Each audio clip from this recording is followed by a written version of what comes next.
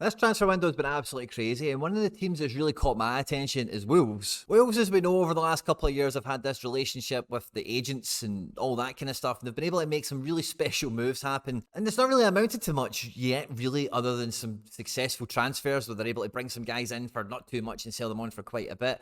And, you know, with the kind of managerial merry-go-round that's kind of happened, I think there's a lot of positives from Gary O'Neill's early kind of tenure at Wolves, and the business they've done in the transfer window, I think, is sneakily super clever. They've managed to relieve their club of a lot of heavy wage pressure. Guys like Diego Costa, Joao Moutinho and Adama Traore all leave the club on free transfers, with huge summer sales for Raul Jimenez to Fulham, Ruben Neves out to Saudi Arabia, and Matías Núñez, of course, to Manchester City. Means that Wolves sold 21 players and brought in 167 million. Now, this is the Wolves team that I watched play against Manchester United and has played the majority of the season, really, in a few iterations. I know Fabio Silva's came in and one or two others. But I really felt like the bones of a very good team, and they had also a very nice situation in midfield here where these guys all felt like they were pretty well-oiled machine. They went all over the pitch, they played as a unit, they worked hard for one another, and they were very good at providing the front three with support and some good support passing. But already with no Ruben Neves and no Joao Moutinho, it did feel like this midfield was maybe a bit light on creativity. A lot of that pressure has came on to Sarabia and Neto. We've seen Semedo and Ait-Nouri play a bit of a role as well. I think Jean Richner Bellegarde is going to be a really big important player into this midfield that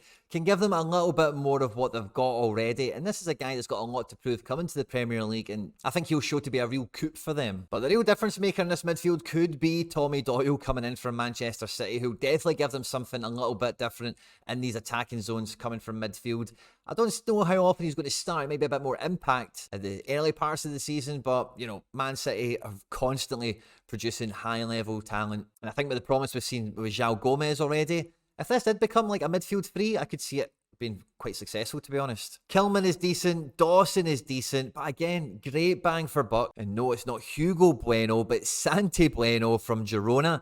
I've seen him play La Liga over last season. Very good centre-back, and I think this will look out to be a very shrewd and a very good transfer for Wolves as well. That will probably help level up the defence, because the defence looked okay against Man United, Everton, and I can't remember the other Wolves game I watched. But it is in need of support. I think Kilman's actually a very good football player. That's why I expect it to be Bueno and Kilman that probably becomes the preferred centre-back pairing. And this Wolves team, if they can keep their best 11 fit, I think they're going to cause a lot of teams problem. Like I mentioned already, they do have some decent depth, not a lot of it, but guys like Fabio Silva, Mario Lemina. I really like what I've seen from the boy Traore in midfield, Hwang Hee-chan, Kolasinac as well. This Wolves team could really shock a lot of teams this season, and I still feel that they're really under the radar. I'm looking forward to seeing and hoping that this Wolves team can click into action at some point this season. Let me know what you think about Wolves. Have they done decent business? They sold 21 players for 167 million. They bought 21 for 94 million. They made 73 million pound in this transfer window, which for a Premier League club I think is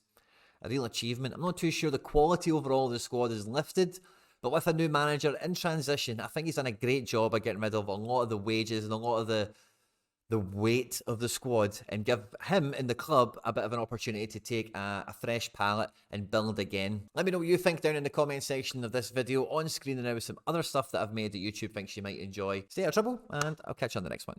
Take care. Bye-bye.